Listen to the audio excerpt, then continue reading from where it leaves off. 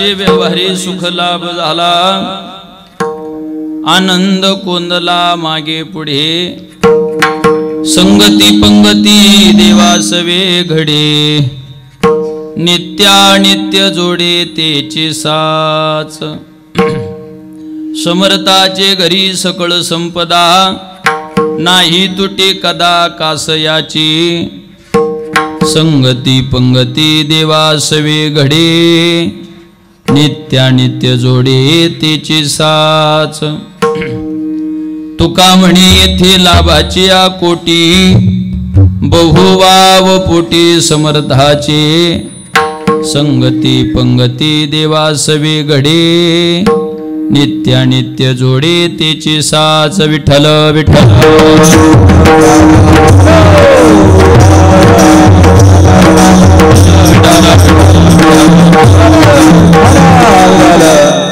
विभुं वेणुनादं चरन्तं दुरन्तं, स्वयं लीलया गोपवेशं दधानं, गवामृन्दकानन्दनं चारुहासं, परब्रह्मलिङ्गं भजे पाण्डुरङ्गं, कलावज्ञ जीवोदरार्थावतारं, कलांकांक तेजोदिका मोदिवक्त्रं, कलानिशवादापणोदार दक्षं, समाधिस्थमूर्तिं भजे ज्ञानदेवं, योऽन्तःप्रविश्य मम वाचमिमां प्रसुप्तां, सञ्जीवयत्यखिल शक्तिधर स्वधाम्नां, अन्यांश हस्तचरणश्रवणत्वगादीन्, प्राणान्नमो भगवते पुरुषाय तुभ्यं. जयांची केली स्मरण होय सकळ विद्येंचे अधिकरण, तेची वंदो श्रीचरण श्री गुरूंचे ती नमस्कारोनी आता, मस्तक माझा पायावरी या वारकरी संतांच्या, सुखाचे व्यवहारी सुख लाभ झाला, आनंद कोंदला मागे पुढे, संगती पंगती देवासवे घडे, नित्यानित्य जोडे तेची साच. प्रस्तुत प्राप्त प्रसंगी कीर्तनरूपी सेवेकरता निवडलेला अभंग महान वैष्णव भक्त देवचे सुप्रसिद्ध साधू वारकरी संप्रदायाच्या कळसस्थानी विराजमान असणारे जगद्वंदनीय जगद्गुरु तुकाराम महाराज यांचा 4 चरणाचा साधा सरळ सोपा असा अभंग असून, अभंगाच्या माध्यमातून जगद्गुरु तुकोबाराय परमार्थामध्ये मला सुखाचा लाभ कोणत्या गोष्टीमुळे झाला असा स्वतःचा अनुभव या अभंगामध्ये प्रतिपादित करतात. विठ्ठल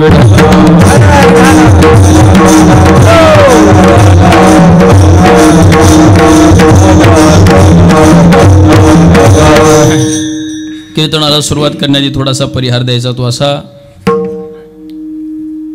भगवान गणपती बाप्पांच्या पदस्पर्शाने पावन झालेल्या या श्री क्षेत्र ओझरमध्ये गणपती बाप्पांच्याच आशीर्वादानं चालू असलेला हा नामयज्ञ सोहळा आणि या नामयज्ञ सोहळ्यातील 3ऱ्या दिवसाचं कीर्तनरूपी पुष्प समस्त आयोजक मंडळी, विघ्नहर देवस्थान ट्रस्ट श्री क्षेत्र ओझर यांच्या संयुक्त विद्यमान आणि ज्यांचा खरं तर विशेष संपर्क झाला ते या ट्रस्टचे अध्यक्ष आमचे गणेश भाऊ असतील, व्यवस्थापक आमचे दुसरे गणेश भाऊ टेंभेकर असतील, आमचे दशरथदादा मांडी असतील, ही सगळी मंडळी यांच्या विशेष संपर्कातून ही सेवा तशी माझ्याकडे आली.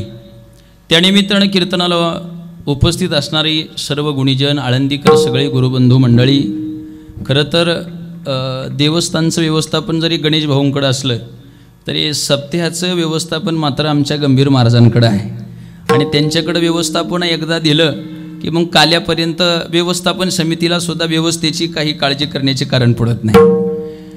महाराष्ट्रामध्ये खरं तर मृदंग क्षेत्रामध्ये ज्यांचं उच्चतम कोटीवरती नाव आहे ते अख्ख्या महाराष्ट्राचं वैभव आहे आणि आमचे गुरुबंधू आहेत आदरणीय गंभीर महाराज कार्यक्रमासाठी उपस्थित आहेत. महाराजांना कोटी कोटी धन्यवाद देतो.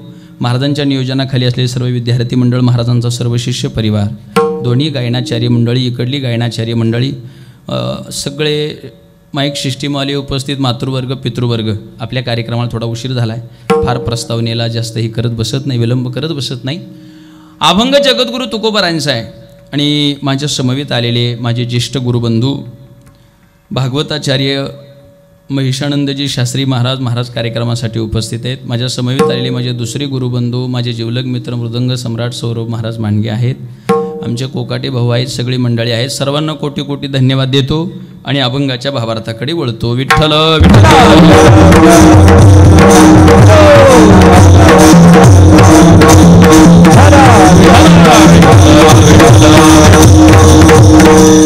अभंग जगद्गुरु तुकाराम महाराजांचा आहे. अभंगाच्या माध्यमातून जगद्गुरु तुकोबार आहे. आपला अनुभव तुम्हा आम्हा सर्वांच्या समोर त्या ठिकाणी प्रतिपादित ह्या अभंगाच्या माध्यमातून करतात. मंडळी ऐका, अनुभव ही अशी गोष्ट आहे, ती सांगितल्याच्या नंतर एकतर समाजाला त्या अनुभवाचा फायदा तरी होतो, नाहीतर त्या अनुभव लोकांचा ऐकल्यानंतर समाजाला त्याच्यापासून दुःख तरी होतं. दोन्ही बाजू आहेत. दोन बाजू आहे की संसारातला अनुभव आहे आणि दुसरा परमार्थातला अनुभव आहे. संसारात पहिली गोष्ट अनुभव येत नाहीत, आले तर ते योग्य रीतीनं प्रतिपादित करता येत नाहीत आणि प्रतिपादित करता आलेच तर ते समाजाच्या उपयोगाचे नाहीत. परमार्थातला प्रत्येक येणारा अनुभव हा समाजाच्या हिताचा आहे. तो फक्त योग्य रीतीनं प्रतिपादित केला पाहिजे आणि परमार्थाचा अनुभव प्रत्येकाच्या उपयोगाचा पण आहे. विठ्ठल विठ्ठल.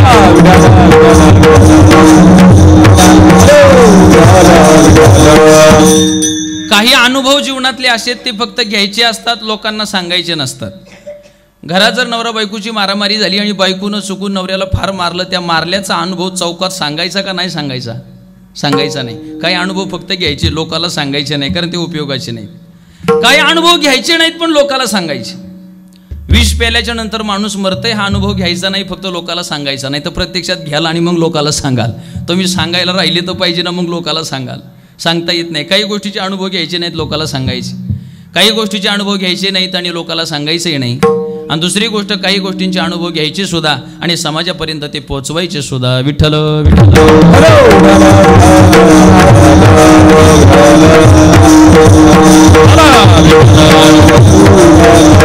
शक्यतो अनुभव जो जगाला सांगायचा तो परमार्थातला असला पाहिजे. कारण संसारातले अनुभव म्हणजे राणी दुखिया दुखी भेटले.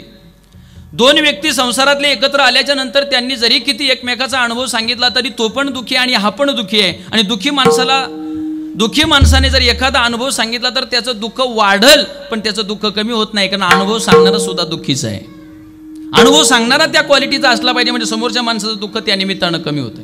काय संसारातला अनुभव समाजाच्या कामाचा आहे तुम्ही मला सांगा, काय उपयोगाचा नाही? सांगतो तुम्हाला, ऐका. दोघं नवरा बायको पण दोघांचं कधी पटायचंच नाही. महिला मंडळ बारकाय नाही. पत्नी त्याला भेटली पण बिचाऱ्याला कर्मधर्म योगायोगानं ती पत्नी थोडीशी आगाऊ भेटली. घरामध्ये मंदिरामध्ये घंटा आणि संसारात तंटा हा चालतच राहायचं. पण ती बायको थोडीशी आगाऊ असल्यामुळं दोघांचा जर काही वादविवाद झाला तर फक्त काही शाब्दिक चकमक होत नव्हती. जणू काही चीन आणि पाकिस्तान हे दोघे जसे भारतावर तुटून पडतात तशी ती माता माऊली त्याच्यावर तुटून पडायची. कोणावरती? नवऱ्यावरती. तिचं हत्यार असायचं लाटणं घेऊन त्याला मारायची. मारल्याच्या नंतर गडी इतका कंटाळा काय करावं. एके दिवशी टेन्शन आलं, गावच्या चौकामध्ये जाऊन बसला. गावच्या चौकामध्ये जाऊन बसल्याच्या नंतर त्याचा मित्र भेटला आणि मित्र म्हणला, रामा अरे काय झालं? तो म्हटला काय सांगू, जीवन जगण्यात इंटरेस्ट राहिला नाही, वाटतंय आत्महत्या करावी. त्याने सांगितलं, बाबा आत्महत्या करू नको, लागलं तर 4-5 दिवस बाहेर कुठंतरी निघून जा, राग शांत झाल्यावर ये, कारण परत हा नरदेह मिळायचा नाही. आत्महत्या करू नको, अरे तुझ्या पाठीमागं संसार आहे, मुलं बाळ आहेत. अरे म्हणले त्यांचाच तर कंटाळा आलाय. जिच्यावरती एवढं प्रेम करतो नितांत थोडंसं काहीतरी घरामध्ये क्रॉस झालं का बायको लाटणं घेऊन घेते मला मारते, कंटाळा आलाय म्हटले. ही गोष्ट अशी आहे ना, शेजारच्याला सांगता येत ना, तंटामुक्ती अध्यक्षाला सांगता येत नाही, गावच्या सरपंचाला सांगता येत नाही, पाटलाला सांगता येत, काय करावं. झाकली मूठ किती लाखाची? 1.25 लाखाची. हां, ह्या काही 1.25 लाखाच्या मुठी लईच भारी आहेत महाराज. हे 1.25 लाखाची मुठं सांगतो तुम्हाला, ऐका. आपल्या गणपती बाप्पासारखं एक देवस्थान होतं आणि देवस्थानचं मंदिर थोडंसं जुनं होतं, पण तिथे एक राजा येणार होता. मग राजा आल्याच्या नंतर त्या गावात 1.25 लाखाची मुठ काय आहे ते सांगतो. ते कवापासून मन पडली हे सांगतो आता योगायोगाने. राजा येणारे म्हणून त्या गावातल्या पुजाऱ्याने त्या मंदिराला चांगली रंगरंगोटी केली. कारण त्याला वाटलं राजा येईन आणि दक्षिणा पेटीत गंभीर बाबा काहीतरी दक्षिणा टाकेल आणि म्हटलं माझं काम भागेल, मंदिराचं काम भागेल. आल्याच्या नंतर काय करायचं, राजा आला, दर्शन केलं, सगळ्यांचं लक्ष दानपेटीकडे लागलं. आणि दानपेटीकडे लक्ष लागल्याच्या नंतर राजाने खिशामध्ये हात घातला आणि खिशात हात घातल्यानंतर 1.25 रुपया त्याच्यात टाकला. कशात? दानपेटीत. महाराज त्या कलरचे तर पैसे नाहीच मिळाले, पण ज्या पेंटरनी कलर लावला त्याची सुद्धा उसनवारी पुजारीवर देण्याची वेळ आली. पण पुजारी म्हणला एवढ्या सहजासहजी मी राजाला जाऊ देणार नाही. राजाच्या भोजनाची व्यवस्था जिथं होती तिथं बाहेर त्यांनी ती दानपेटीतली गोष्ट घेतली आणि दानपेटीतली गोष्ट घेतल्याच्यानंतर त्यांनी एका सुंदर वस्त्रामध्ये तो ₹1.25 बांधला. त्याला वरच्यावर अशी आकर्षक पेटी तयार केली आणि आकर्षक पेटी एका फार मोठ्या चांदीच्या ताटामध्ये घेऊन तो तिथं भर सभेमध्ये आला. नगारा वाजवला, सगळ्या लोकांना सांगितलं, ऐका हो ऐका, सकाळी आपल्या प्रदेशाचे राजे मंदिरामध्ये आले होते. त्यांनी एक आकर्षक वस्तू दानपेटीमध्ये टाकली आणि त्या वस्तूचा मला लिलाव करायचा आहे. जर कोणाला घ्यायचा असेल तर त्यांनी बोली करायला मंदिरापुढे या. अख्ख्या गावात वाऱ्यासारखी बातमी पसरली. म्हणजे ज्या अर्थी राजांनी बातमी काहीतरी दानपेटी टाकलंय त्या अर्थी ते नक्कीच कोट्यावधी रुपयाचं असलं पाहिजे आणि त्याच्यामुळे त्याचा लिलाव निघालाय. सगळेजण आले आणि सगळेजण आल्याच्या नंतर लिलावाला सुरुवात झाली. पण काही माणसं थोडीशी विचित्र असतात. त्यांनी सुरुवात केली. एकाने 10,000 सुरुवात केली. म्हणला 10,000. पुजारी म्हणला, ए मूर्खा, होय बाजूला. 10,000 राजाची भेट कुठे मिळते का? चालायचं नाही, चल 10,000 मिळत नाही, होय बाजूला. तो बाजूला झाला. त्यांनी ती अशी मुठीमध्ये धरली होती, वस्तू अशी मुठीत धरली होती. तेवढ्यात राजाला बातमी कळाली. म्हणजे तुम्ही दानपेटीत काय टाकलं? म्हणले का, काय झालं? म्हणजे त्याचा लिलाव चालू झालाय बाहेर आणि पुजाऱ्याने ते मुठीमध्ये धरलंय म्हणले. राजा म्हणला, जर त्यांनी आपली मूठ खोलली तर आपल्या इज्जतीचा काय पंचनामा व्हायला वेळ लागायचा नाही. तोपर्यंत राजा धावत गेला. कोण म्हटले 50,000? तो म्हणायचा हो बाजूला. शेवटी एक जण म्हणला 1,00,000. ते म्हणला, जोपर्यंत माझ्या मनासारखी किंमत मिळत नाही तोपर्यंत मी मूठ उघडणार नाही. 1,00,000ची बोली होईपर्यंत राजा तिथं गेला आणि राजाने पुजाऱ्याच्या पायाला मिठी मारली. म्हणला 1,25,000 पण मूठ उघडू. तुझ्या लक्षात आलं का? त्यापासून मन पडली, झाकली मूठ 1,25,000ची.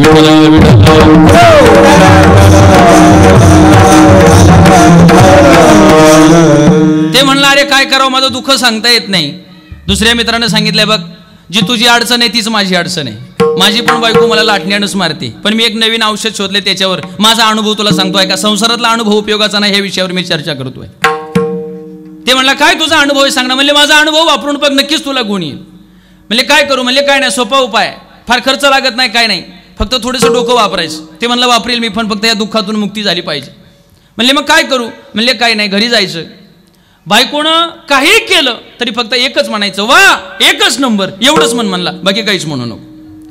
तिनं जर भाजी केली ती जर खारट जरी असली तरी म्हणायचं, वा मला मदत करा ना, वा एकच नंबर म्हणायचं. तिनं अंथरून टाकलं ते थोडं वेळ वाकडं असलं तरी म्हणायचं, हा बोलत राहा, वा एकच नंबर. तिनं जरी काही केलं घरामध्ये, तुझी कपडे धुतली त्यांच्यावर डाग जरी तसा राहिला तरी काय म्हणायचं, वा एकच नंबर. आता जमलं, वा एकच नंबर, नाही का? तेवढंच म्हणायचं. म्हणला मग काय होईल? म्हणला, स्तुतीप्रिय स्त्री असते, स्तुती केली ती तुझ्या पुढं करेल आणि तुला लाटण्याने मारायचं नाही. हा घ्या माझा अनुभव, भक्तिभाव भाग्याचा. जा म्हणले, माझा अनुभव घेऊन घरी. तो घरी गेला आणि गंभीर महाराज घरी गेल्याच्या नंतर म्हणला, जेवायला दे. त्या बायकोनं रागा ताट आणलं आणि त्याच्या पुढे ठेवलं. भाजीची अशी वाटी होती, त्यामध्ये त्यांनी ती भाकर बुडवली आणि पहिला घास खाला आणि त्याला मित्राचा अनुभव आठवला. तो म्हटला होता, भाजी जरी कशी झाली तरी काय म्हणायचं, बोला ना, वा एकच नंबर. आणि ते जोरात म्हणला, वा आजची भाजी एकच नंबर. महाराज रोज तरी एकच लाटणं घेऊन मारत होती, त्या दिवशी 2 लाटणं घेऊन आली मारायला त्याला. तो म्हणला, ए अगं तुझी स्तुती केली, तू का मला मारती? ती म्हणली, रोज पाट्यावरती हाताची आग उठेपर्यंत मसाला वाटते, एवढी फोडणी देते, भारी बैकरची भाजी करते. 2 वर्ष लग्नाला झालं तर माझ्या भाजीची स्तुती केली नाही आणि आज शेजारच्या बायकून भाजी आणली म्हणले, वा एकच नंबर. आता तुम्ही सांगा, काय अनुभव संसारातला कामाला आला? विठ्ठल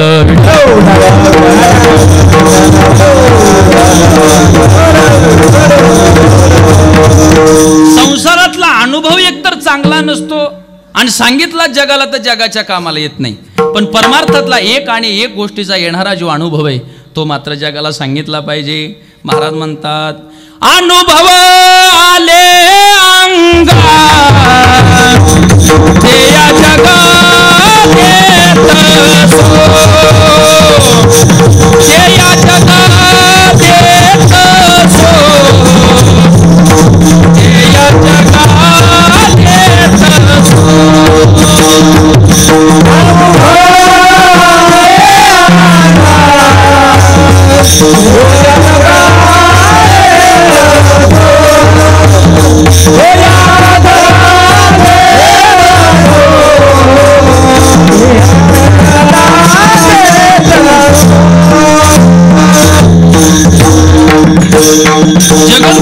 तुकोबारांनी सुद्धा जगतामध्ये आपली अनुभूती प्रकट करत असताना संसारातली अनुभूती नाही सांगितली, परमार्थामध्ये जे जे अनुभव आले ते जगाला सांगण्याचा प्रामाणिक प्रयत्न केला. तसा आजच्या अभंगामध्ये जगद्गुरु तुकोबार आहे, परमार्थाचा अनुभव सांगतात. काय अनुभव आहे? महाराज म्हणतात, बाबांनो, सुख लाभ झाला, मला सुखाचा लाभ झाला. आता तुम्ही सांगा मंडळी, जगद्गुरु तुकोबार यांचं जीवन जर तुम्ही आम्ही अभ्यासलं, पाहिलं, वाचलं, तर जगद्गुरु तुकोबार यांच्या जीवनामध्ये व्यावहारिक दृष्ट्या कल्पना केली तर सुखाचा लाभ कुठं झालेला दिसत नाही. दिसतो नाही? महाराज म्हणतात, बाबांनो, आम्ही सदैव सोडके जवळ येता चोर धाके, जाऊ पुढती बेके पुत्री घर राखीती, नांदणूक आयशी सांगा, नाही तरी वाया भागा. काय लाभ झाला? खरं तर तुम्ही आम्ही मंडळी ज्याला लाभ म्हणतो ना, त्याला तुकोबाराय लाभ म्हणत नाहीत. तुम्ही आम्ही कशाला लाभ म्हणतो? फार मोठा पैसा मिळवणे म्हणजे त्याला लाभ म्हणतो, चांगली मोठी पद जीवनामध्ये असणं त्याला लाभ म्हणतो, बायका मुलं चांगली मिळणं त्याला लाभ म्हणतो, प्रॉपर्टी, इस्टेट, धनसंपत्ती, नावलौकिक, ह्या सगळ्या गोष्टीला आपण लाभ म्हणतोय. पण खरं तर हा लाभ नाही आहे. तुकोबारांनी परमार्थात सांगितला तोच खरा जीवनातला लाभ आहे. महाराज कोणी बसलेल्यापैकी हातवर करून सांगावं, कोट्यवधी रुपयाचा पैसा आहे, चेहऱ्यावर लोकांच्या सध्या समाधान राहिलं नाही. गंभीर बाबा, फार अवघड गोष्ट आहे. माणसं पैशाने श्रीमंत झाली पण समाधानानं तरी राहिली, ही आज सध्या मानवी जीवनाची फार मोठी शोकांतिक आहे मंडळी. पैसा जगाच्या पाठीवर तुम्हाला केव्हाही कमवता येईल, पण एकदा जीवनातलं समाधान गेलं तर तुम्ही स्मशानभूमी जाल, पण समाधान परत कमवता येणार नाही. तुमचा मित्र जर एखादा श्रीमंत असेल तर एखाद दिवशी त्याच्या गळ्यामध्ये हात घाला आणि त्याला प्रेमाने विचारा, राजा, कोट्यावधी रुपयाचा मालक आहे तू समाधानी आहे का? तो हो म्हणला तर आजच्या कीर्तनाचं पाकिट तुम्हाला बक्षीस आहे. पैसा तुम्हाला कधी समाधान देत नाही. समाधान हे प्राप्त करावं लागतं, ते हृदयामध्ये असावं लागतं.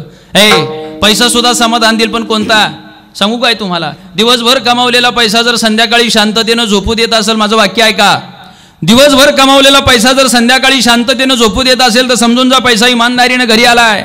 आणि दिवसभर कमावलेला पैसा जर रात्री अंथरुणावर तुमची उलथापालत करत असेल, पायाखालची उशी डोक्याखाली, डोक्याखालची उशी जर पायाखाली आणत असेल तर समजून जा पैसा नको त्या मार्गाने घरी आलाय.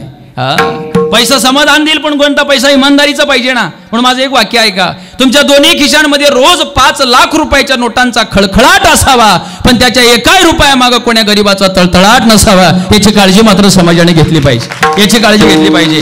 कारण एनकेनं मार्गाने आलेला पैसा फार दिवस टिकत नाही. शास्त्र सुद्धा तेच सांगतं, अन्यायोपार्जितम द्रव्य दशवर्षांनी तिष्ठयेत, प्राप्ते तू एकादशे वर्ष समूलंश विनश्यती. नको त्या मार्गानं कमवलेला पैसा 10 वर्ष राहतो आणि 11व्या वर्षी चक्रवाढ व्याजा सकट त्याची परतफेड करून तो निघून जातो. विठ्ठल विठ्ठल.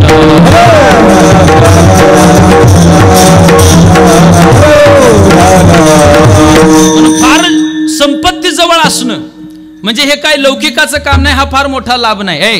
10 कोटीचा बंगला असला तर कुणी टेरेसवर जाळत नाही. बंगला कशाला म्हणायचं माहितीये का? प्रत्येकाच्या गावाच्या जवळी स्मशानभूमी आहे, तो प्रत्येकाचा बंगला आहे. कारण बंगला त्यालाच म्हणायचं जिथं गेल्यावर आपल्याला कोणी उठ म्हणत नाही, त्याचं नाव बंगला. आणि तो बंगला आपली सगळ्यांची वाट पाहतोय. श्रीमंत माणसांच्या इथं गेलं की बटन दाबलं का गार पाणी, बटन दाबलं का गरम पाणी आहे, लाखो रुपयाची शॉवर आहेत, पण शेवटचा आंघोळ ग्रामपंचायतीचा रस्ताच आहे, मोडलेली खाटच आहे. शेवटी कोणी शॉवर खाली धुवून आणत नाही. हातभर आयुष्यभर हातभर गादीवर झोपणारी माणसं स्मशानभूमीत गेल्याच्या नंतर आहे त्या लाकडांवर ऍडजस्टमेंट करतात, तक्रार कोणी करत नाही. तुकोबाराय म्हणतात, पलंगणी हाला सुपती पण शेवटी गोवर या सांगाती. सगळ्या गोष्टींच्या समाजाने किमती वाढवल्या, पण अजून कपाळाला लोक माणसं मेल्यावर रुपयाच लावतात. ओझरमध्ये किती आहे? आमच्या खेड तालुक्यात रुपयाच आहे. मग जुन्नर तालुक्यात थोडासा जरा पाण्याखालचा भाग असल्यामुळे जर ठोकळ्याची किंमत वाढवली असेल तर मला सांगता नाही यायची. किती ओझरमध्ये? एकच आहे. तुम्ही सांगा, श्रीमंत माणूस मेला तर कपाळाला रुपयाच आहे आणि माझ्यासारखा तुमच्यासारखा गरीब मेला तर कपाळाला रुपयाच आहे. का लोकांनी रुपयाची किंमत वाढवली नाही? आजच्या कीर्तनातलं माझं एवढं वाक्य घरी घेऊन जा. त्या रुपयाला तुम्हाला सांगायचं आहे, आयुष्यात किती कमव, जातानी तुझी किंमत 1 रुपया आहे. बरं, थाटामाटात घरापासून आहे ना, चौघांच्या खांद्यावर रुपया लावून गेला. दुसऱ्या दिवशी आपल्या पुणे जिल्ह्यात दुसऱ्या दिवशी सावडायची पद्धत आहे. दुसऱ्या दिवशी माणसं सावडायला गेली ना, ऐका ना, तर तो रुपया सुद्धा गावच्या स्मशानभूमीत टाकून गेला. जन्माला आलो तेव्हा आईनं पहिल्या वस्त्रात गुंडाळलं, त्याचं नाव होतं बाळूतं. आणि मेल्यावर गावकी समाज शेवटच्या वस्त्रात गुंडाळणारे, त्याचं नाव आहे कफन. जन्माला आलो, आयुष्यात पहिलं वस्त्र मिळालं त्या बाळू, त्याला खिसा नाही. आणि मेल्यावर शेवटचं वस्त्र गुंडाळणारे, त्याला खिसा नाही. मधल्या काळात खिसं कापायची आणि भरायची केवढी धावपळ आहे. बारकाईनं ध्यानात धरा. काही नाही येणार संघ. याचं जरा भान राखू द्या. म्हणून ऐका, पैसा कमवू नका ह्या दुमताचा नाही, पण पैसा कमवता कमवता आयुष्यात कधीतरी कुणाचा तरी आशीर्वाद कमवा. जिथं पैसा कमी पडेल तिथं आशीर्वाद देवदूत होऊन तुमचं काम केल्याशिवाय राहणार नाही. विठ्ठल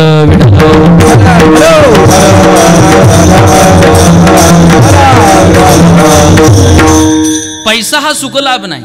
फार मोठी मोठी पदं जीवनाच्या पाठीवरती मिळणं म्हणजे काय सुखलाभ आहे काय? सांगू काय तुम्हाला? आता सध्या माझ्या पुढे बसलेली माणसं जर तुम्ही कोणत्या पदाच्या खुर्चीवर असाल ना, तर तुम्हाला एक वाक्य सांगतो. हे सध्या जो लोकांचा नमस्कार आहे ना, हा तुम्हाला नाही आहे, तुमच्या खुर्चीला आहे, तुमच्या पदाला आहे. सध्या लोकांना आज आम्हालाही दिवसभर हजारो फोन असतात, पण कुठपर्यंत? जोपर्यंत आमचं वक्तृत्व चांगलं आहे तोपर्यंत, जोपर्यंत चलती आहे तोपर्यंत. एक दिवशी हाच समाज म्हणेल चला आता महाराजांचा आवाज चालत नाही, म्हणले बदलून टाका एकदा. ही समाजाची रीत आहे. लय आले लय गेले, काही कोणा वाचून पडलेलं नाही. एक गेल्याच्या नंतर दुसरा तयार होते, दुसरा मेला की तिसरा तयार होते. काय घेऊन बसली तुम्ही सांगा ना मला. म्हणून तुम्हाला सांगू काय, ह्या खुर्च्यांना पंचवार्षिक येतील आणि जातील. माझं फक्त एक वाक्य ऐका.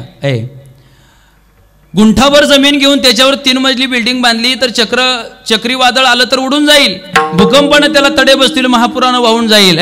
घरच बांधायचंय तर लोकांच्या हृदयामध्ये बांधा. चंद्र सूर्य असेपर्यंत त्या घराला कधी तडा जाणार नाही महाराज, कधीच जात नाही. बाप मेल्यावर मुलाच्या वर्षी श्राद्ध ध्यानात राहत नाही. 727 वर्षानंतर माझ्या ज्ञानोबारांचा समाधी 16 लोकांच्या ध्यानामध्ये राहिला. याला म्हणायचं घर हृदयामध्ये बांधलंय. 350 वर्षानंतर 19 फेब्रुवारी आली की आम्हाला सांगावं लागत नाही, याचा अर्थ छत्रपती शिवाजी महाराजांनी लोकांच्या हृदयामध्ये घर बांधलं. आम्ही गेल्याच्या नंतर 10 दिवसांनी घरातल्या माणसांना आठवण हो का ना हो, पण समाजाने मात्र आमची आठवण दिवंगत काढली पाहिजे. कमवता आल्याच्या नंतर एवढी पद जगाच्या पाठीवर कामवा.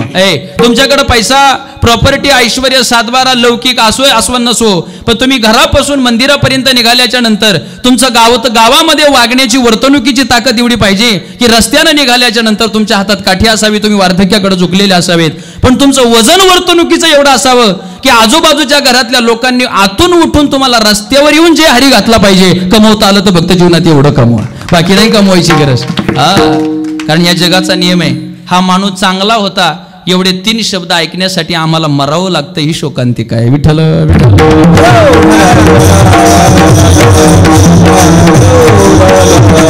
तुमची आमची पद कुचकामी त्याच्यात नवल नाही. महाराज म्हणतात ब्रह्मादिक पदे दुःखाची शिराणी. विश्वानी आवाज द्या.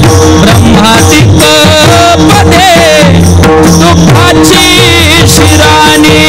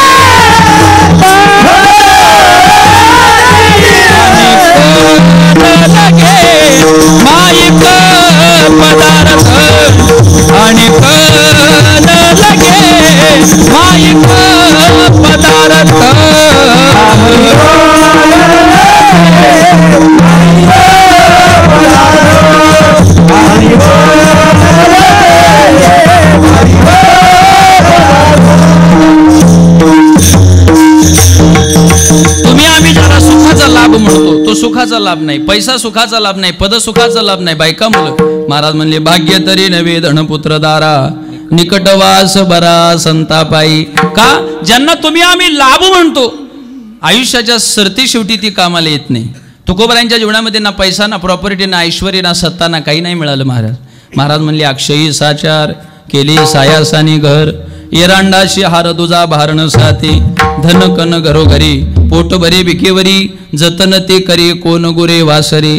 मग तुम्हाला काहीच नाही मिळालं. तुम्हाला सांगू काय, तुकोबारांची एक पत्नी अन्न करता मेली. महाराज म्हणतात श्री एका अन्न करता मेली.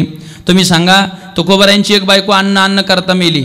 आता एखाद्या महाराजाची बायको अन्न करता करता जर मेली तर काय होईल सांगू काय? आता एखाद्या महाराजाची बायको अन्न करता करता नाही, पण अन्न खाऊन खाऊन मरण्याची दाट शक्यता आहे महाराज. कारण तेवढं सध्या बऱ्यापैकी समाजामध्ये आहे. तेवढं तुकोबारांनी इतकी परिस्थिती वाईट आताच्या सध्याच्या परिस्थिती नाही. मग जर एक बायको तुमची अन्न करता मरत असेल, घराची जर तुमची अवस्था अशी असेल, तुमचा मुलाला मुतखडा झाल्याच्या नंतर नगाऱ्यासारखं पोट होऊन जर उपचाराअभावी तो मुलगा तुमचा गतप्राण झाला असेल, तर आजच्या अभंगामध्ये तुकोबाऱ्या अनुभूती सांगताना म्हणतात सुखाचा लाभ झाला. काय विश्लेषण करावं या अभंगाचं तुम्ही मला सांगा. काय सुखाचा लाभ झाला? तुकोबाऱ्यांना व्यावहारिक दृष्ट्या सुखाचा लाभ नाही झाला, पण परमार्थिक दृष्ट्या तुकोबाऱ्यांनी इतका सुखाचा लाभ जगाच्या पाठीवर दुसरं कोणाला झाला नाही महाराज. तुकोबाऱ्यांनी इतका लाभ नाही झाला जगाच्या पाठीवर. पण काय लाभ झाला? महाराज म्हणतात अंतकाळी विठू आम्हाशी पावला, अंतकाळी विठू आम्हाशी पावला. विठो द्या विठो.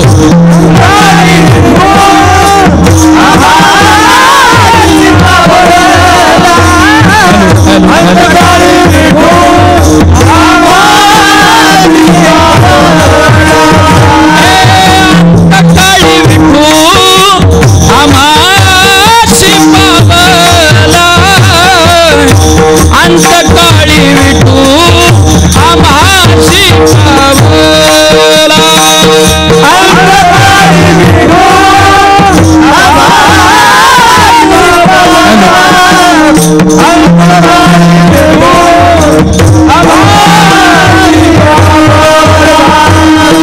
कुणी सहित झाला गुप्त तुका, कुणी सहित झाला गुप्त तुका, कुणी सहित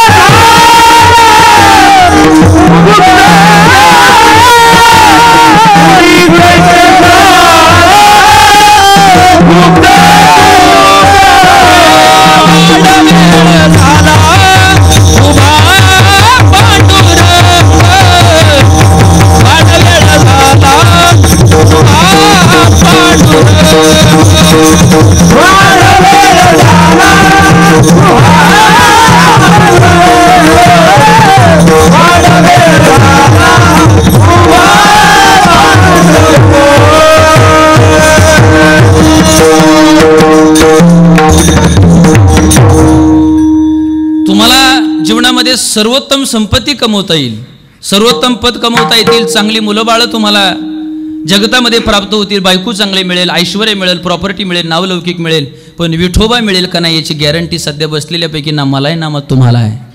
तुकोबारांच्या जीवनातील सर्वोत्तम जो लाभ झाला त्याची उलगडा आजच्या अभंगामध्ये जगद्गुरु तुकोबाराय करता. तो लाभ म्हणजे काय असेल तर तुकोबारायांना भगवत प्राप्ती झाली. ज्या विठोबासाठी आमच्या अनेक प्रकारची साधनं आहेत तो विठोबा त्यांना सहजरित्या प्राप्त झाला. याच्या इतका सुखाचा लाभ जीवनाच्या पाठीवर दुसरा कोणता असू नये. देशाच्या पंतप्रधानांची आपली जर ओळख झाली तर बाकी कोणत्याच माणसाला मस्का मारायची आपल्याला गरज नाही का. सर्वोत्तम व्यक्तीची आपली ओळख आहे. जगाच्या पाठीवर देव भेटल्याच्या नंतर सर्व सुखी आजी येथेची ओळली सगळी सुख त्याच्यामुळं प्राप्त होतात. तो भगवान परमात्मा तुकोबारायांना प्राप्त झाला. महाराज म्हणतात सुख लाभ झाला तो सहजासहजी भेटत नाही, तो भेटण्यासाठी फार सायास आहेत. महाराज म्हणले सोन्याचे पर्वत करवती पाषाण अवघे रानो रान कल्पतरू परी हे दुर्लभ विठोबाचे पाय, विठोबाचे पाय दुर्लभ असणार असं भगवान परमात्मा आहे. ते हे उपाय नसरते. पण तो भगवान परमात्मा तुकोबारायांच्या जीवनामध्ये प्राप्त झाला. महाराज म्हणले मला हा सुखाचा लाभ झाला, याच्या व्यतिरिक्त दुसरा सुखाचा लाभ जगाच्या पाठीवर असत नाही. पण तुकोबारायांना विचारलं महाराज अनेक प्रकारची साधनं करून तो भगवान परमात्मा प्राप्त होत नाही. नाना साधनाच्या केल्या खटापटा परित्यान पवती याच्या दारवंटावो. तो भगवान परमात्मा मिळत नाही, पण तो तुम्हाला मिळाला, सुख लाभ झाला. पण त्याच्यासाठी तुम्ही नेमकं काय केलं त्याचं उत्तर अभंगाच्या पहिल्या चरणात. सुखाचे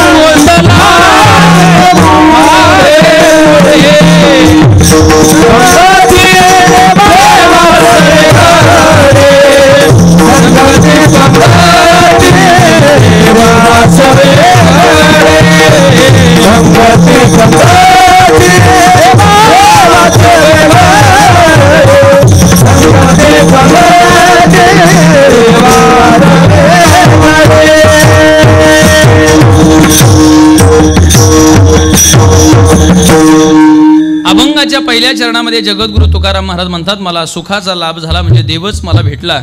पण काय केलं महाराज तुम्ही ती भगवत प्राप्ती होण्यासाठी? महाराज म्हणतात, बाबांनो, सुखाचे व्यवहारी सुख लाभ झाला.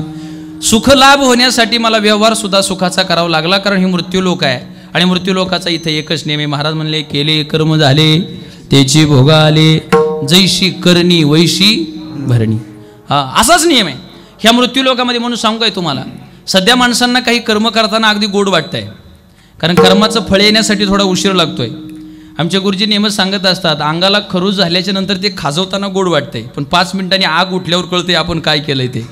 सध्या काही माणसांना वाईट कर्म करताना सध्या आनंद मिळतोय, पण ती फळंच्या रूपाने ज्यावेळेला ते उपभोगायला येईल त्यावेळेला ईश्वराचा न्याय चालू झालेला असेल, आणि ज्यावेळेला ईश्वराचा न्याय चालू झालेला असेल त्यावेळेला त्याच्या दरबारात कोणाला माफी नाही, हे जरा लक्षात असू द्या, लक्षात असू द्या. ईश्वराच्या दरबारात कोणाला माफी नाही. म्हणून तुम्हाला सांगू, एक वेळेस देवाला नाही घाबरले तरी चालेल, पण कर्मांना घाबर जा, कारण कर्म जर वसुलीवर आलं तर ते देवाच्या बापाला सुट्टी देत नाही. तुम्ही लई किरकोळ माणसं आहेत. हा महाराज म्हणले, कर्मे दशरथ हे वियोगे मेला. दशरथ राजा सुद्धा वियोगानं मेला. सांगू का, ज्यावेळेला दशरथ राजाचा प्राण जात होता ना, त्यावेळेला दशरथ राजाला मुलगा नव्हता आठवत. दशरथ राजाला श्रावण बाळाची आईबाप आठवत होते. कसा श्रावण बाळाचा आपल्याकडून वध झाला, कसे त्या आईंचा तळतळाट चालू होता, कसा तो बाप त्याचा शोक करत होता, हे सगळं आठवत होतं. कर्म उपभोगायला आलं, बारकाई नाही का. देवाच्या बापाला जर कर्म सुट्टी देत नाही तर तुम्ही आम्ही लई किरकोळ माणसं आहे. म्हणून कर्म करताना जरा सावधानती बाळगा, आणि कोणतंही कर्म करताना नेहमी ध्यानात ठेवा, भगवान परमात्मा ऑनलाईन आहे, तो कधीच ऑफलाईन जात नाही. रात्री 12 वाजता जर ओझरमध्ये चोरी झाली, सकाळी लोक चौकात आली तर म्हणतात, रामराव अरे कोणी चोरी केली असेल तर तो श्यामराव पटकन म्हणतो, आपल्याला काय माहिती बाबा, रामाला डोळं, असं म्हणतात ना आपल्याकडं. अशीच म्हणे, याचा अर्थ 12 वाजता सुद्धा राम काय होता, जागा असतोय. राम तुमच्या प्रत्येक, आणि सांगू असं पहिली लोक म्हणायची, नातवानं काय आजोबानं केलं की ते नातवानं फेडायचं. हे असल्या भ्रामक कल्पनेतून बाहेर या, ज्याचं कर्म त्याच्या संग आहे. तुम्ही मेल्याच्या नंतर तुम्हाला ते भोगावं लागतं, म्हणून कर्माची फार जबाबदारी घ्या. सांगतो तुम्हाला, जसं कर्म असतं ना तसंच ते उपभोगायला येतं. तुकोबाराय म्हणले, मी सुखाचा व्यवहार केला आणि मला जो लाभ झाला तो सुद्धा सुखाचा झाला. ऐका, काही काही माणसांचे व्यवहार सुखाचे आहेत पण लाभ दुःखाचा आहे. काही काही माणसांचे व्यवहार दुःखाचे आहेत पण त्यांना लाभ सुखाचा आहे. काही काही माणसांचे व्यवहारही दुःखाचे आहेत, त्यांना लाभही दुःखाचा आहे. आणि काही काहींचे व्यवहारही सुखाचे आहेत आणि काही काहींना त्याचा लाभही सुखाचा होतो. 4 कोट्या सांगितल्या, त्यापैकी पहिली कोटी. काही काही माणसांचे व्यवहार फार सुखाचे आहेत पण लाभ दुःखाचा आहे. लाभ मात्र दुःखाचा मिळतो. तुम्ही सांगा, दारू पिताना, तंबाखू खाताना, गांजा ओढताना लई गोड वाटते, पण एकदा डॉक्टरनी सांगितलं ना किडन्या खराब झाल्यात आणि आता त्या काही काम करीत नाही, मग कळते काय झालं ते. कधी कधी व्यवहार सुखाचे असतात पण लाभ दुःखाचा होतो. सांगतो तुम्हाला, 2 ओझरचे मित्र होते, मुंबईसारख्या ठिकाणी गेले आणि मुंबईसारख्या ठिकाणी गेल्यानंतर दोघे नाक्यावर कामाला लागले. त्यातला एक असा बुद्धिवान होता की तो इतका चॅप्टरगडी होता की तो काम करता करता तिथला मुकादम झाला, प्रॉपर्टी घेतली, बंगले बांधले. पण त्याचा दुसरा मित्र होता तो बिचारा गरीब राहिला. ऐका, गरीब राहिल्याच्या नंतर त्या गरीब मित्रानं काय करा, रोज 1000 रुपये कमवले की 700 रुपये त्याच्याकडे ठेवायला द्यावे मित्राकडे, सांगायचं पोरीच्या लग्नाला दे. करता करता 10-15 वर्षाचा कालावधी लोटला. रोज पैसे घ्यायचा, मित्राकडे द्यायचा. मित्र थोडा वेळ मोठा झाल्यानंतर नियत बदलली, मुलीचं लग्न आलं, हा गरीब मित्र त्याच्याकडे पैसे मागायला गेला. श्रीमंतांनी सांगितलं, मी तुला ओळखतच नाही तर पैशाचा विषय काय. त्याला वाटतं मस्करी तर करत नाही. त्याला असा विश्वास होता 5 लाख रुपये झाला असतील तर माझा मित्र मला 6 लाख रुपये करून देईल, कारण मित्रावर तेवढा विश्वास होता. पण ऐन वेळेला विश्वासाचा घात झाला आणि विश्वासाचा घात झाल्याच्या नंतर काय करायचं, घरी जावा तर बायका मुलं ओरडतील. मग जाता तो गरीब मित्र रस्त्याने एक विहीर दिसली, त्या विहिरीमध्ये जीव दिला. तर देवाच्या कर्माचा न्याय कसा असतो बारकाई नाही का. भगवान परमात्म्याने ज्या मित्राने विहिरीत उडी मारली त्यालाच जन्माला घातला श्रीमंताच्या पोटी, म्हणजे त्या मित्राच्या इकडं. कारण त्याला पैसा भरपूर होता पण लग्न होऊन 10-12 वर्ष झाली होती, मुलंच होत नव्हतं. 9 महिने झालं त्याची बायको प्रसूत झाली, मुलगा झाला, पण मुलगा तो मित्र पोटी जन्माला आला होता हे त्याला माहीत नव्हतं. 5वीचा दिवस असा 2 एकरामध्ये मंडप घातला, फार मोठा 5वीचा सुशोभित करण्याचा कार्यक्रम केला. अगदी आनंद झाला, कारण 12-13 वर्षांनी लग्न झाल्याच्या नंतर मुलगा झाला होता, प्रॉपर्टी भरपूर होती, वंशाला दिवा झाला होता, प्रॉपर्टी इस्टेटला मालक झाला होता, आनंद झाला होता सगळ्यांना. 5वीचा दिवस पाटापुजतो पुजला जातो आपल्या इकडं, आणि पाटापुजाच्या टायमाला स्वतः बाप त्या मुलाला घेऊन आला. पाट्याच्या पाया मुलगा पडला आणि 5 दिवसाच्या त्या मुलाच्या तोंडातून रक्ताची उलटी झाली, दोन्ही बाजूनी त्याच्या रक्त पडू लागलं. बापाला त्या ठिकाणी घाबरला, इतका थरकाप झाला अंगाचा, लगेच ॲम्ब्युलन्स बोलवली, दवाखान्यात नेलं. 5 लाख बुडवले होते त्या मित्राचे. कर्म कसं हिशोबावर येतं त्यासाठी सांगतोय का. मित्राचे 5 लाख बुडवले होते मंडळी. ते 5 लाख फेडण्यासाठी तो मित्र त्याच्या पोटी जन्माला गेला आणि तो लहान 5 दिवसाचा असताना तोंडातून रक्ताची उलटी झाली आणि त्याला दवाखान्यात भरती केलं. दवाखान्यातला डॉक्टर म्हणला 5 लाख डिपॉझिट भरल्याशिवाय आम्ही आत घेत. तुमच्या ध्यानात आलं का 5 लाखाचा हिशोब? डिपॉझिटमध्येच गेलं ते. आणि तो म्हणला खोऱ्यानी पैसा उडीन पण माझा पोरगा जगला पाहिजे, कारण 12 वर्षांनी मुलगा झालाय, एकुलता एक आहे आणि तेवढाच माझ्या वंशाचा दिवा आहे, जगला पाहिजे, मला काही माहिती नाही. मंडळी 10-12 दिवस झाले, शर्तीचे प्रयत्न केले, प्रयत्नाची पराकाष्ठा केली, पण कोणत्याच प्रयत्नाला यश येत नव्हतं. 10 दिवसांनी त्या डॉक्टरनी त्याच्या बापाला बोलून घेतलं आणि सांगितलं, राजा तू माझा मित्र आहे, पैसा वेस्ट घालू नको. ते 10 दिवसांनी 5-15 दिवसाचा मुलगा आहे, त्याचं शरीर आम्ही खिळखिळं केलंय पण त्याची नस काही सापडत नाही, कोणतीच गोष्ट यंत्रणा त्याच्यावर काम करत नाही, तुझा मरेपर्यंत तो जगला तर त्याची काहीतरी सेवा कर, एवढाच इलाज तुझ्याकडे, दुसरं काही नाही. डोळ्यात टपटपा गंभीर महाराज त्याच्या पाणी आलं. उशिरा मुलगा झाला, आयुष्यातून सगळ्यात लवकर चालला, काय करायचं, रडू लागला. आणि रडता रडता ज्यावेळेला त्याला घ्यायला गेला त्यावेळेला मित्राला विचारलं तुझा बिल किती झाला? म्हणला डिपॉझिट सोडून 20 लाख रुपये झाले. किती लाख झाले? 20 लाख. ते 20 लाख हे 5 लाख किती झाले? हे बोला ना जोराने, मला ऐकू येत नाही. 25 लाख झाले. आणि 25 लाख झाल्याच्या नंतर ते तेवढे 25 लाख भरले, मुलाला घेतला आणि घरी आला. तो हात थरथर कापत होते, डोळ्यातून पाणी येत होतं, बोलता येत नव्हतं, त्याची वाचा बोबडी वळली होती. मुलाला घेतलं मांडीवरती, अंगणामध्ये बसला आणि त्या मुलाकडे बघून दायमोकलून रडू लागला. आणि काय म्हणतो माहिती आहे का मुलाला? बाळा, हे बाळा, अरे तू जर म्हणला असताना हेलिकॉप्टरने फिरायचं तर ते घेऊन दिलं असतं, एवढी प्रॉपर्टी माझ्याकडे होती, पण मग आमच्या आयुष्यात तो उशिरा आला आणि एवढ्या लवकर चालला, कोणाकडे बघून जगायचं रे आम्ही? काय कमी केलं मी तुला सांग ना? अरे काय चुकलं माझं? मंडळी आता बारकाई नाही का? अरे त्या 5 दिवसाचे ते 5 दिवस आणि हे 10 दिवस, 15 दिवसाच्या मुलाला वाचा फुटली आणि ते त्याच्या बापाला म्हणताय, बाबा कसला बाप आणि कसला मुलगा, तसंच पोराला खाली ठेवलं. म्हणले वाचा कशी काय फुटली? घाबरला गडी. आणि ते म्हणले मी तुझा बाप नाही का? म्हणले मी बाप मुलगा असं काही आपलं नातं नाही. म्हणले कोण आहेस तू? म्हणले मागच्या जन्मातला मित्र आहे. म्हणजे तू माझ्या पोटी काय जन्माला आलो? म्हणले आठवतो का तुला तो दिवस मी पैसे मागायला आलतो, माझे 5 लाख रुपये? म्हणले हो. आणि मग तुम्हाला जा म्हटलं ना तर मी विहिरीत जीव दिला आणि देवाने मला तुझ्या पोटी जन्माला घातलं. अरे म्हणले मग जन्माला आला आणि एवढ्या लवकर का चालला? म्हणले मला काहीच काम नव्हतं, फक्त 5 लाख फेडायचे होते आणि तेवढं आता फेडलेत. म्हणलं आता तेवढे फेडलेत, मी निघालो. अरे म्हणले पण तुझे 5 लाख बुडवले, पण दवाखान्यात तो माझे 25 लाख घालवले, त्या वरच्या 20 लाखाचा हिशोब काय? गंभीर महाराज ते हसता हसता म्हणलं ते चक्रवाढ व्याज आहे, ते सगळं घेऊन चाललो मी आता. विठ्ठल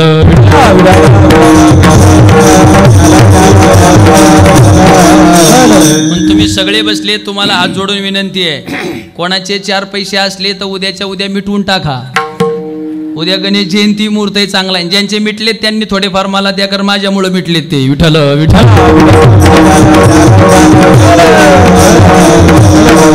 पैसा बुडवणं हा व्यवहार सुखाचा आहे, पण परिणाम 20 लाख रुपये गेले हा त्याचा लाभ दुःखाचा आहे. काही काही माणसांचे व्यवहार सुखाचे, लाभ दुःखाचा. काही काहींचे व्यवहार दुःखाचे पण लाभ सुखाचा.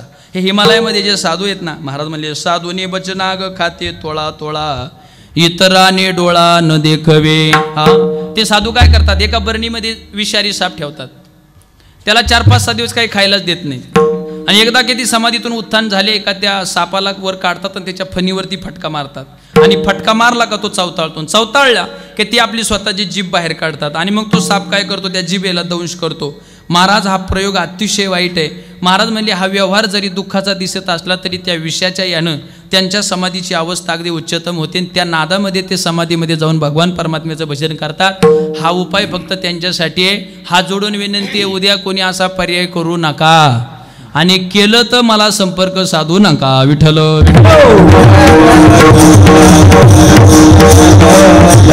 कधी कधी व्यवहार दुःखाचा पण लाभ सुखाचा. कधी कधी काही माणसांचे व्यवहारही दुःखाचे आणि त्यांचा लाभही दुःखाचाच असतो. सांगतो ऐक, महिला मंडळ तुमच्यासाठी सांगतो. एक माता माऊली होती घरामध्ये, पण तिचा नवऱ्याचा असा 36चा आकडा. तिची एकच इच्छा असायची, नवरा जे बोलन त्याच्या उलटं वागायची. तो जर म्हटला आज सोमवार आहे साबुदाण्याची खिचडी कर, किती इंद्रायणीच्या तांदळाचा भात घालायची.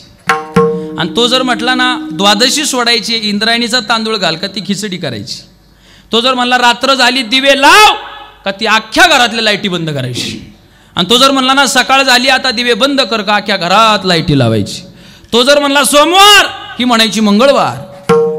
तो जर म्हणला जानेवारी ही म्हणायची फेब्रुवारी. उलटच करायची काय ते.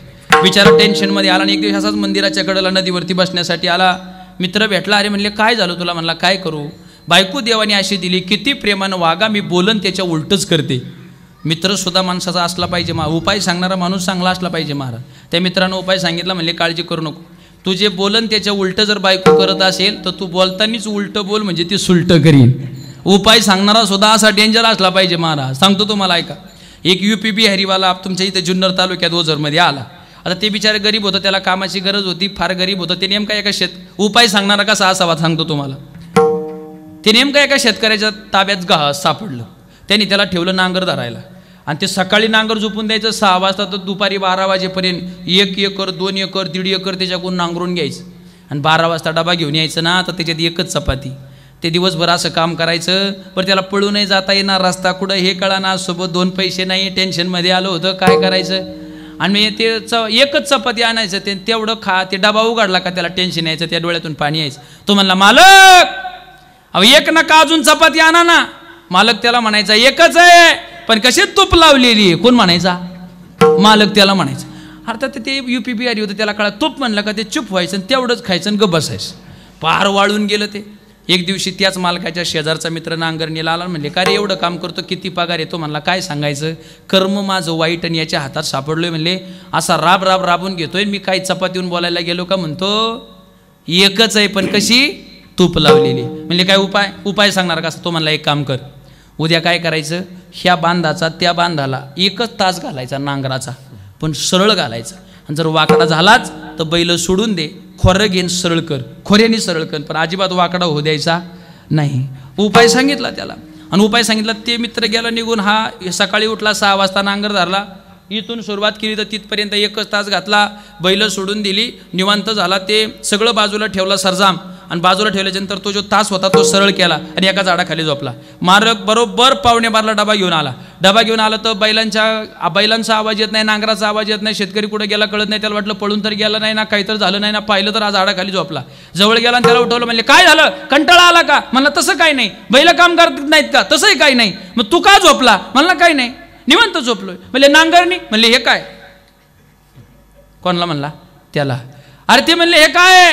ते म्हणले, काय नाही मालक. ते म्हणले, तू दिवसभर किती नांगरत असतो? म्हणले, 2 एकर. आणि म्हणले, आज काय केलं? म्हणले, एकच नांगरले. म्हणले, असं काय केलं? ते हुशार होतं. गंभीर महाराज ते म्हणला, एकच आहे पण कसं नीट आहे. कोण म्हणलं? त्या मालकाला म्हणलं. ते परत दुसरं काय झालं का? त्याचा फक्त एवढाच एक शब्द असायचा. मग तो मालक म्हणला, बाबा वाकडे तिकडे असू दे पण 100-200 तास घालीत जा. मग तो म्हणला, मालक बिना तुपाच्या असू द्या पण 10-12 चपात्या आणि जा. याच्यावर विषय मिटला, त्यांचा खटकाच मिटला त्याच्यावर. मला सांगायचं, उपाय सांगणारा हुशार असा. मित्रांनो उपाय सांगितलं, गेलं घरी. आणि त्याने सांगितलं होतं की मित्राने असं सांगितलं की आपण जसा व्यवहार दुःखाचा तसंच नवऱ्याला त्रास देणं दुःखाची गोष्ट, लाभ दुःखाचा झाला. त्यासाठी सांगतो. हा घरी गेला, मित्राची आठवण झाली. मला मित्रांनी सांगितलं की उलटं बोलायचं म्हणजे सुलटं करीन. तेवढ्यात तिचा भाऊ घरी आला होता महाराज. आणि भाऊ घरी आला, त्याला वाटलं आता ही पुरणाच्या पोळ्या करीन, काहीतरी याला खायला घालीन, आपल्या घरातलं सगळं संपून जाईन. तो म्हणला आता हिला उलटं बोलायचं. तो तिच्याजवळ गेला आणि म्हणला, ऐक, लग्न झालं त्यानंतर 10 वर्षांनी तुझा भाऊ घरी आलाय. एवढ्या दिवसांना मेहुणा आणि दाजी एका पंक्तीला बसणारे. बऱ्याच दिवसांनी तुझा भाऊ घरी आलाय. तू असतोय अमेरिकेला, तो काही येत नाही. तो एवढ्या दिवसांनी घरी आलाय. मग मी आता पटकन नारायणगावला जातो, एक आंब्याची पेटी घेऊन येतो. तर तू काय कर, चांगली डाळ शिजत घाल, मस्तपैकी पुरणपोळ्या कर. मी येताना तुपाचा डबा घेऊन येतो. आम्ही दोघं एका पंक्तीला बसतो. मस्त तूप, पोळी आणि आंबरस खायचा. आता तिला एक सवय होती, नवरा बोलन त्याच्या काय करायचं, उलटं करायचं. ती म्हणली, आंबरस पोळी जमायचं नाही, मग बेसन आणि भाकरच करणार. तो म्हणला, कमावला आपण, बास म्हणला, औषधाचा गुणच आला, टेन्शनच नाही आता. तिचा भाऊ म्हणला, ही काय कैकईच्या पॅनलची आहे का काय? दाजी म्हणतात पुरणपोळी, ही म्हणती असं नाही करायचं. टेन्शन आलं त्याला. तो लय हुशार होता. तो म्हणला, जी आरती भाऊ आलाय ती आरती आता उद्या माहेरी जाईल आणि माझ्या खाण्यापिण्याची अडचण होईल, मग काय करायचं? तो तिला संध्याकाळी जेवण झालं, गंभीर महाराज तिच्या जवळ गेला आणि म्हणतो, ऐक भाऊ, तुझा एवढ्या दिवसांनी घरी आलाय, 10 वर्ष झालं तू माहेरी गेली नाही, तुझे आईबाप म्हातारे झालेत, काही घटकीचा भरवसा कोणाचा नाही, काही घरी कार्यक्रम आहेत, कार्यक्रमाला तुझ्या बहिणी आल्यात, तू उद्या याच्यासोबत घरी जा, 10, 12, 15, 20 दिवस राहा, जवळ तुझं मन भरत नाही तोवर राहा, बहिणी बाळांची भेट होईल, आईबापांची भेट होईल, त्यांचं हृदय सुपासारखं मोठं होईल, आणि तुझी एकदा इच्छा संपली का मला फोन कर, मी न्यायला येतो. ती म्हणली, म्हणजे तुमचं काय म्हणणं आहे? माहेरी जा. ती म्हणली, जमायचंच नाही, इथंच थांबणार. तो म्हणला, कमावलं, बरं झालं म्हणलं, आता नाही जा.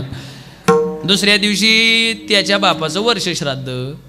त्याला माहीत होतं आता ही वर्ष श्राद्धाला काही जेवण करायची नाही. मग त्याने उलटा पॉईंट घातला. म्हणले बघ यावर्षी पाणी पाऊस काय पडला नाही चांगला, खिशात काय माझ्या पैसे नाहीत आणि एवढं गाव जेवायला बोलवायला माझी काय ऐपत नाही, आधीच कर्ज आहे ते फिटत नाही. मग आपण काय करू, बेसन भाकरीचा नैवेद्य करू, तो फक्त माझ्या बापाच्या फोटोला दाखवू, मी नदीवरती जाईन तेवढाच नैवेद्य दाखवेन, बाकी उद्योग करायचा नाही, शेजारच्या बाजाराला कळवायचं नाही, महाराजाला तर बोलवायचंच नाही, गावचा पाटील तर नकोच नको, पंक्तीला कोणी आणायचं नाही, टेन्शन घ्यायचं नाही. ती म्हणली का तुमचा बाप आहे माझा कोणी नाही का, माझे पण सासरे येते, मग पुरणपोळीचाच स्वयंपाक करणार. तो म्हणला वा पठ्ठ्याने तर कमावलंच. म्हणला आता काळजीच करायचं कारण नाही.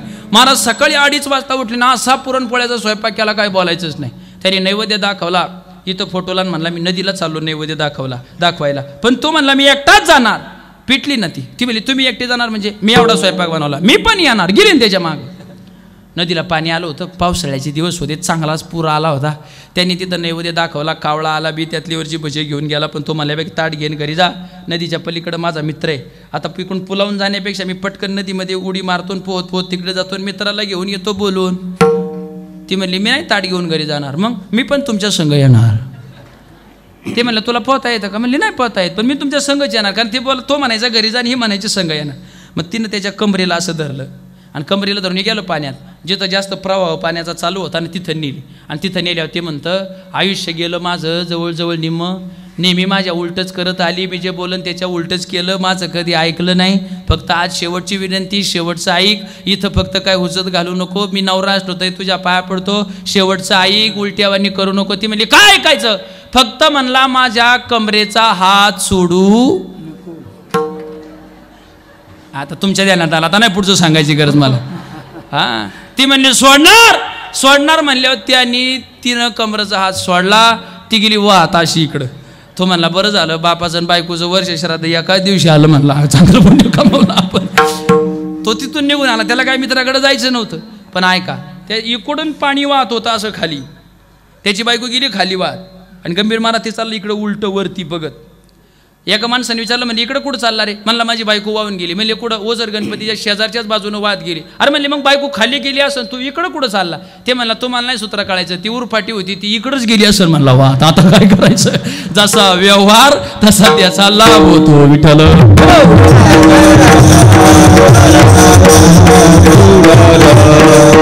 तुकोबाराय मात्र आजच्या अभंगामध्ये म्हणतात माझा व्यवहार आहे सुखाचा आणि मला लाभ आहे सुखाचा. मग तुकोबारांनी व्यवहार सुखाचा काय केला, महाराज म्हणतात सुखाचा व्यवहार कोणता केला. दिन रजनी हाची धंदा, गोविंदाचे पवाडे, रात्र न कळे दिवस न कळे, अंगी खेळे दैवत, गोविंदासनी गोविंद शेणी, गोविंद त्या मणी बैसला शे. पांडुरंग ध्यानी पांडुरंग मनी, पांडुरंग ध्यानी पांडुरंग मनी, पांडुरंग मनी,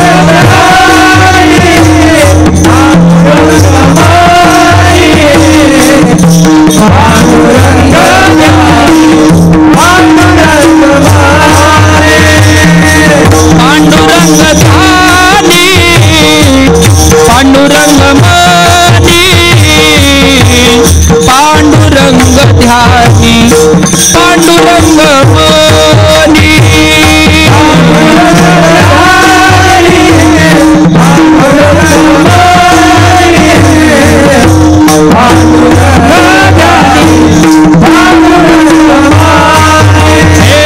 जागृती स्वप्नी पांडुरंग,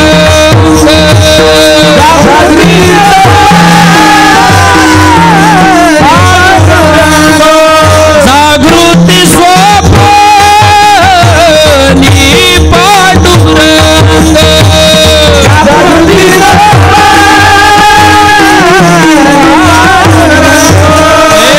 पांडुरंग ध्यानी पांडुरंग मनी, पांडुरंग ध्यानी पांडुरंग मनी, पांडुरंग ध्यानी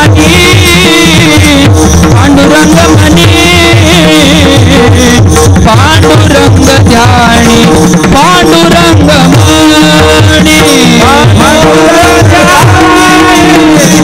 पांडुरंग मनी.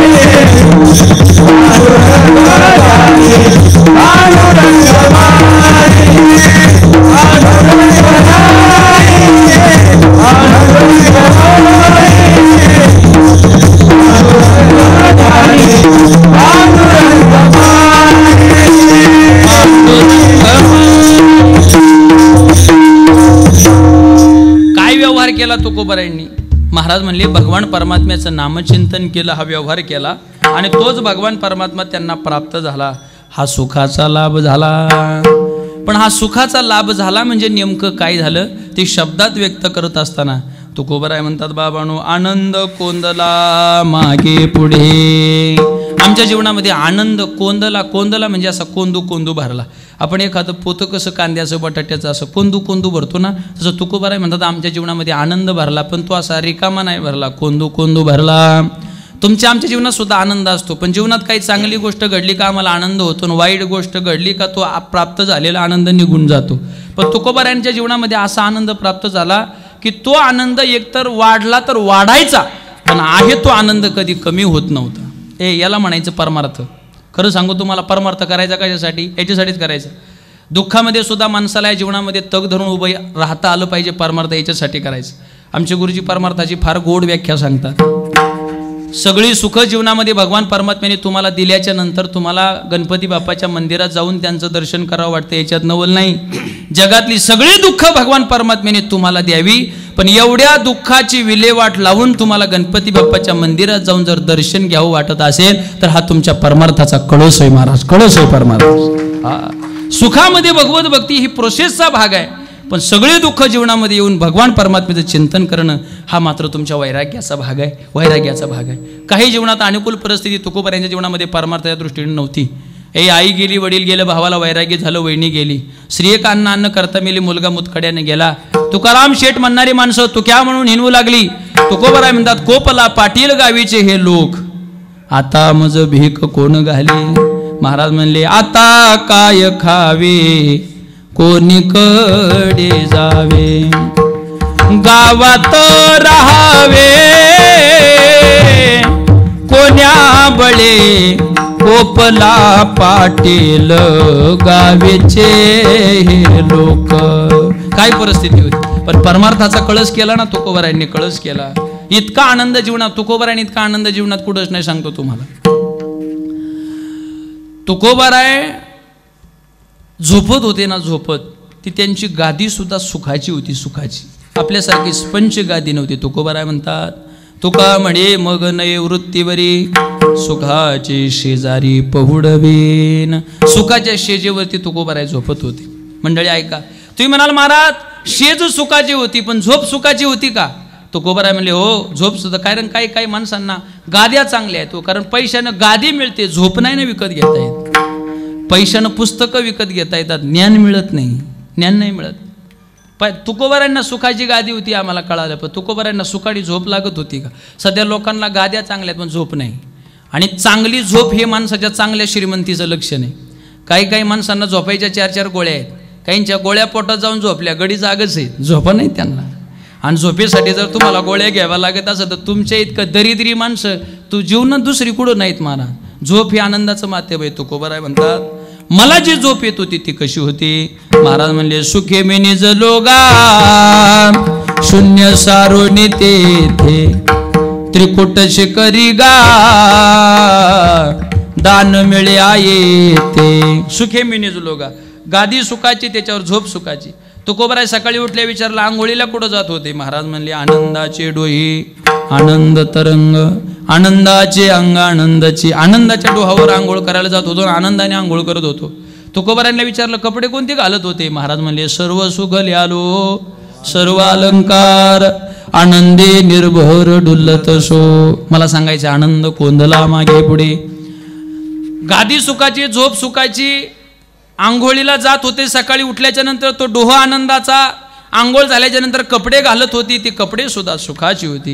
तुकोबारायांना विचारलं, एवढ्यावर भागत नाही, याची काय व्यवस्था होती? महाराज म्हणतात, तुका मने खातो आनंदाचे लाडू, नका तर पडू घ्या रे तुम्ही, नका तर पडू घ्या रे तुम्ही,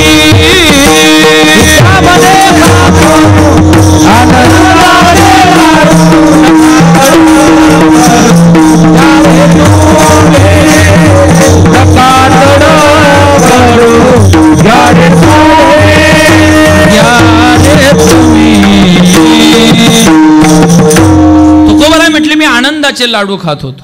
तुकोबारांना विचारलं पोटभर मिळत होते, कारण पंक्तीत 2 प्रकारचे पदार्थ असतात. श्रीखंड गुलाबजाम ह्यासारखे जे महागडे स्वीट आणि लोकांना अपेक्षेपेक्षा जास्त आवडणारे जे पदार्थ असतात ते एक असतो, आणि एक आपला रेग्युलर असतो आमटी भात. आपल्या पुण्यात शाकभाजी जरा चांगल्यापैकी प्रसिद्ध आहे. हे आमटी भातवाले आहेत ना, याच्यासाठी सुद्धा प्रमाणे गात्यात, आणि श्रीखंडासाठी सुद्धा महाराज प्रमाणे. हे आमटी भातावाले येतानाच म्हणतात, काय म्हणतात माहिती आहे का? किती जन्म झाला फेरा गणित नाही जी दातारा. आमटी भातावाला सारखा येतो पंक्ती, पण श्रीखंडावाला म्हणतो आता मागोता येईल फेरा येतून गडेची यान गरा. तुकोबारांना विचारलं आनंदाचे लाडू होते पण पोटभर होते का? तुकोबारा म्हणले पोट भरलं हे कशावरून कळतं? ढेकर आल्याच्या नंतर ढेकरे जेवण दिशे साचे नाही तरी काचे कुंथा कुंथे. ढेकर आला का समजायचं जेवण व्यवस्थित झालं. मग महाराज म्हणले आम्हाला ढेकर येत होता ना, तो सुद्धा कशाचा होता? महाराज म्हणले येते तयाचे ढेकर आनंदाचे हरे हर आनंदाचे हरे हर आनंदाचे हरे हर. आता परत एकदा ऐका, किती आनंद कोंदला होता तुकोबारायांच्या जीवनात.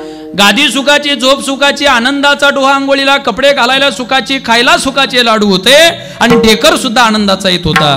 म्हणून तुकोबाराय म्हणतात आनंद कोंदला मागे पुढे. सध्या तुमची परिस्थिती काय? तुकोबारायांनी विचारलं. महाराजांनी सांगितलं अभंगाच्या दुसऱ्या संगती पंगती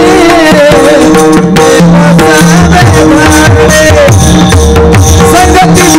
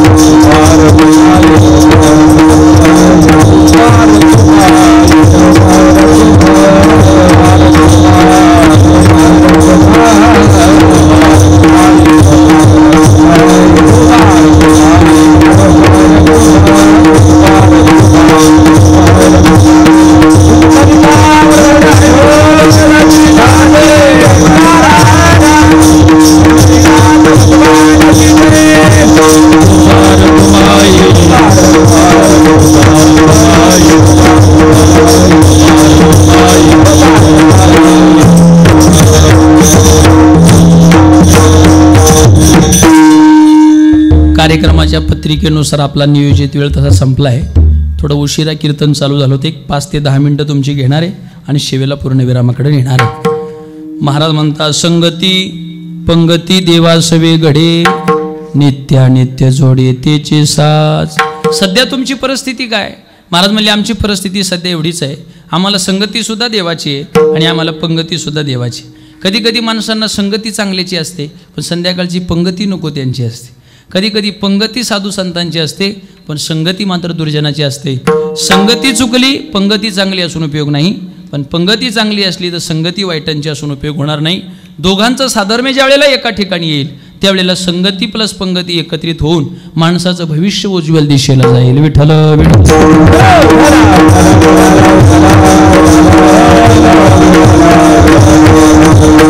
माणसाच्या जीवनामध्ये संगती फार महत्वाची आहे. संगतीनं जर ठरवलं तर माणूस स्वर्गापर्यंत जातो आणि संगतीने जर ठरवलं तर माणूस नरकामध्ये जातो. संगती तुम्ही कोणाची करता याला फार अवलंबून आहे. ऐका, एक व्यक्ती दुधाची बाटली घेऊन एका ताडीच्या झाडाखाली बसला आणि दूध पित होता. येणारी जाणारी लोक काय म्हणतील? काय म्हणतील? ताडी पितो आहे. एखाद्या चुकीच्या झाडाखाली बसले तर लोक अशी चर्चा करतात. मग मंडळी ऐका ना, गावामध्ये 12 वाजेपर्यंत चौकात तुम्ही कोणाच्या सोबत बसतायचं, गाव तुमची काय चर्चा करत असली याचं भान कधीतरी असलं पाहिजे. माझं एक वाक्य आजच्या कीर्तनातून घरी न्या. संगती राजाची कराल तर कधी गुलाम बनून ठेवील सांगता येत नाही. संगती राजाची कराल तर कधी गुलाम बनून ठेवील सांगता येत नाही.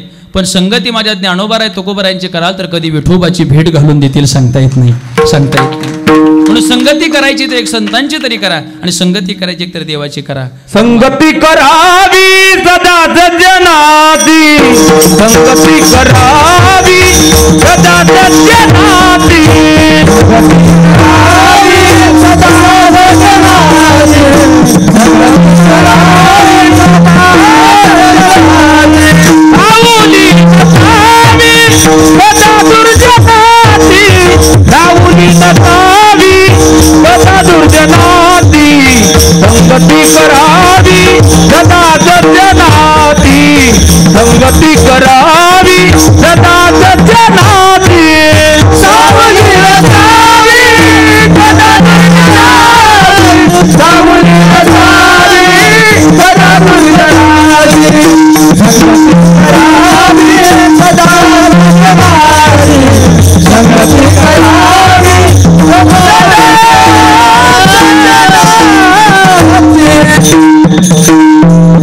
सदा सज्जनाच्या संगतीमध्ये माणसानं राहिलं पाहिजे.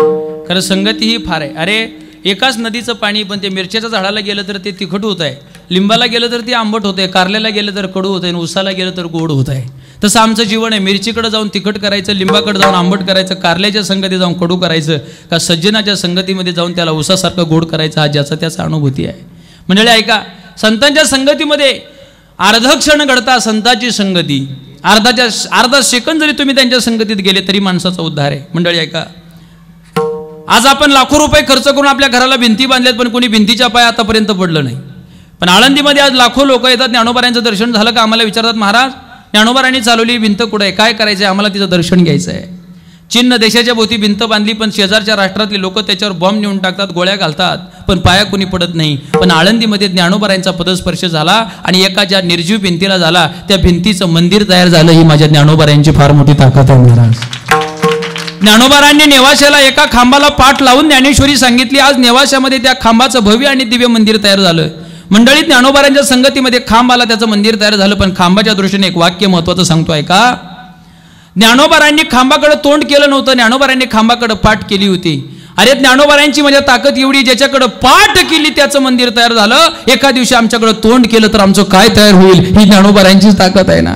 ज्ञानोबारायांच्या संगतीमध्ये रेडा आला तर रेड्याचा आपल्या जुन्नर तालुक्यामध्ये आपल्या पुणे जिल्ह्यामध्ये आळे फाट्याला त्याचं मंदिर तयार झालं. जेवढा ज्ञानोबारायांचा समाधी सोहळा होतो तेवढाच रेडेश्वर महाराजांचा समाधी सोहळा भव्य आणि दिव्य होतो.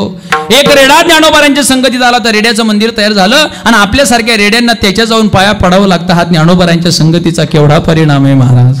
देहूमध्ये हजारो दगडी असतील पण एका दगडीचं मंदिर तयार झालं. 350 वर्षानंतर त्या मंदिराची पुनर्बांधणी झाली आणि त्या 20x25च्या मंदिराच्या उद्घाटनाची रिबीन कापण्यासाठी देशाच्या पंतप्रधानाला देहूत यावं लागलं. हा तुकोबारायांच्या संगतीचा केवढा मोठा परिणाम आहे. साधूच्या संगतीमध्ये भिंत आली, मंदिर झालं.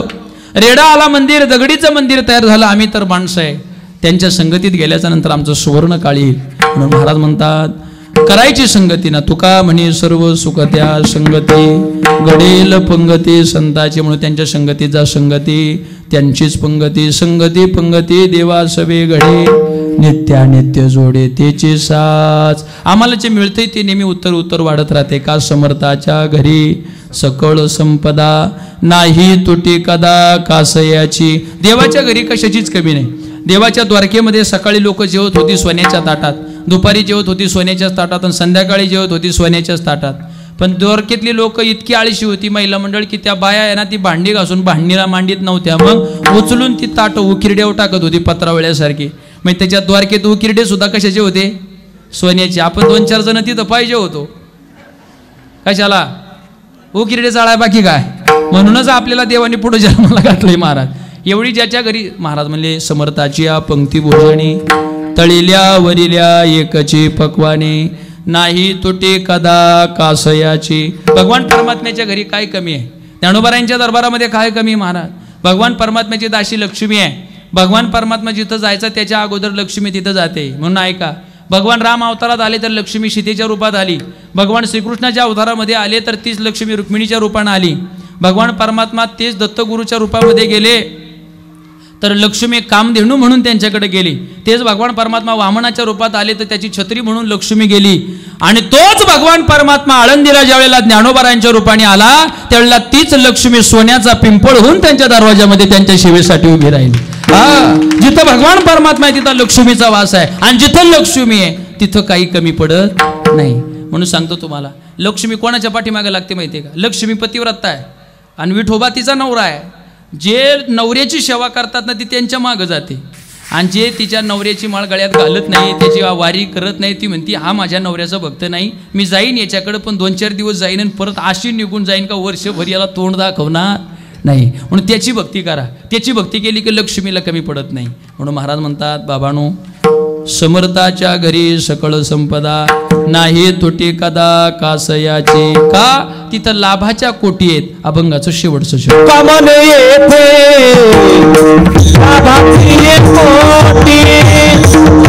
कमल मध्ये महाराज म्हणतात, तुका म्हणे येथे लाभाची या कोटी बहु वाव पोटी समर्थाचे. लाभाच्या सगळ्या कोटी जर कुठं असतील तर महाराज म्हणतात, बाबांनो त्या माझ्या भगवान परमात्म्याच्या दरबारामध्ये आहे. म्हणून तुम्ही एक करा, काही करू नका. संगती पंगती देवा सवे घडे नित्यानित्य जोडे त्याची साथ झालेली सेवा. गणपती बाप्पांच्या चरणारविंदावरती समर्पित करतो. तुम्हा सर्व श्रोतो सज्जनांच्या चरणारविंदावरती समर्पित करतो.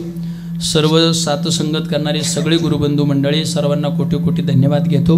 1 मिनिट सगळ्यांचा घेतो. सगळ्यांनी हातवर करा. सगळे माग बसलेले सगळे टोटल, अगदी सगळे टोटल, आणि एका तालात तुकोबारायांचं भजन करायचं. तुकाराम तुकाराम